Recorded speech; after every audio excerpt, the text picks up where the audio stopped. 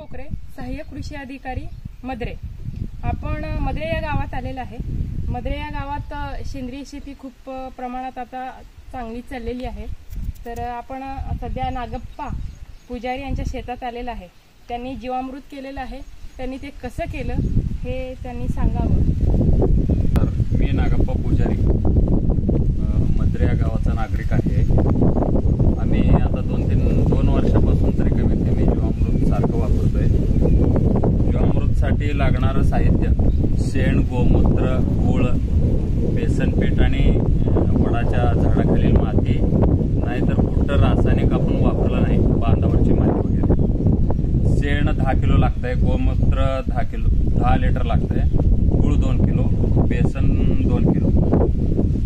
पहिल्यांदा शेण घेऊन व्यवस्थित त्याला कालवून एकदम भारी म्हणजे खडा गाडी वगैरे राहू नये, गाठी वगैरे राहू नये, व्यवस्थित कालवून त्याला पहिल्यांदा ड्रम, त्यानंतर गोमूत्र टाकायचं, त्यानंतर गूळ पाणी टाकायचं, त्यानंतर बेसन व्यवस्थित मिक्स करून टाकायचं आणि ते रोज 2 वेळा घड्याळ्याच्या काट्याप्रमाणे आणि तसंच वडाच्या झाडाखालील माती, मग ते रोज 2 वेळा घड्याळ्याच्या काटाप्रमाणे 5 मिनिट तरी असं फिरवावं लागतं। याला फिरवण्याचं कारण असं आहे, जे भोवरा तयार होतो आत, त्या भोवरात आपल्याला जीवाणू तयार होतात भरपूर प्रमाणे। जसं समुद्रात वगैरे भोवरा तयार झाले की माशाची पिल्ली वगैरे तयार होतात, तर त्याप्रमाणे 5 ते 7 दिवस 2 वेळा फिरवावं लागतं। मग त्यावेळेस हे जीवामृत तयार होतंय।